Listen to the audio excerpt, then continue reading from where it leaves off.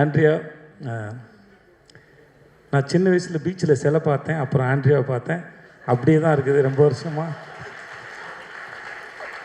You look same. அது எப்படின்னு தெரிலம்மா. அது உங்களெல்லாம் கூப்பிட்டு வந்து ஃபாரின்லேருந்து ஆளுங்க வந்து இன்டர்வியூ எடுக்கணும். எப்படி இத்தனை வருஷம் அப்படியே இருக்கிறீங்க? சந்திராவை பார்த்த மாதிரி தான் இருக்கீங்க. அதுக்கு முன்னாடி நான் நர்சூஸ் காஃபி ஏதோ ஆடில் பார்த்த மாதிரியே இருக்கிறீங்க. அதை ஒரு புடவை ஒன்று கட்டிக்கிட்டு அது முன்னாடி இதே மாதிரி முடி இருக்கும். நான் அப்பையும் பார்த்துருக்கேன் யாரா இந்த பொண்ணுன்னு. இப்பயும் அப்படி தான் பார்க்குறேன் யாரா இந்த பொண்ணுன்னு. நாளை பின்ன என் பையனும் பார்ப்பான் போடுது யாரா இந்த பொண்ணுன்னு.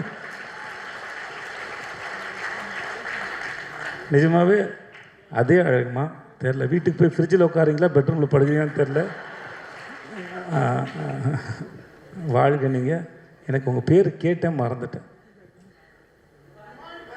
रूहानी कैसे आप? अच्छा है, आप बहुत सुंदर है, ஆல் த பெஸ்ட்.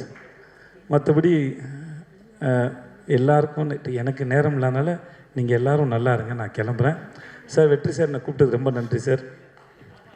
எனக்கு அந்த ஐட்டம் சாங் ரொம்ப பிடிச்சிருந்தது சார். சார் நீ தான் இந்த உங்கள் கை தட்டிங்கன்னா உங்கள் எல்லோரும் தான் பிடிச்சின்னு அர்த்தம். என்னெல்லாம் ஏமாற்ற முடியாது, நானே ஏமாற்றுப்பேன். ஆனால் சார் வாழ்த்துக்கள் அவனுக்கு. ரொம்ப சந்தோஷம். கார்டு எடுத்த போது பார்த்தது நீ தான் பண்ணேன்னு சொன்னாங்க. ஒரு நாளில் பண்ணேன்னு சொன்னாங்க. வாழ்த்துக்கள் சார். உங்களை பார்க்கல சந்தோஷம். வாழ்த்துக்கள். Thank you so much.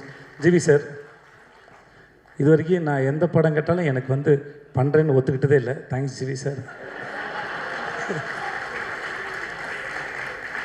ஆனால் ஒரு முறை சொல்லுவார் என்னை கூப்பிடுங்க சார்னு.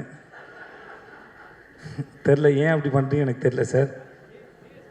தெரில. இருந்தாலும் ஏன்னா மேடை ஏறி சொன்னால் நீங்களும் எனக்கு பண்ணுறேன்னு சொல்கிற மாதிரி மூஞ்சி வச்சுப்பீங்க. நல்லா சொல்லிட்டேன் நான். இல்லை, நான் இது வரைக்கும் கேட்டதில்லை. நான் சும்மா தான் சொன்னேன். உங்களுக்காக தான் போய் சொன்னேன் இப்போ நான். Thank you sir. நெல்சன், எனக்கு உங்களோட ஸ்பீச் எப்பவுமே ரொம்ப பிடிக்கும் தெளிவா. And thanks.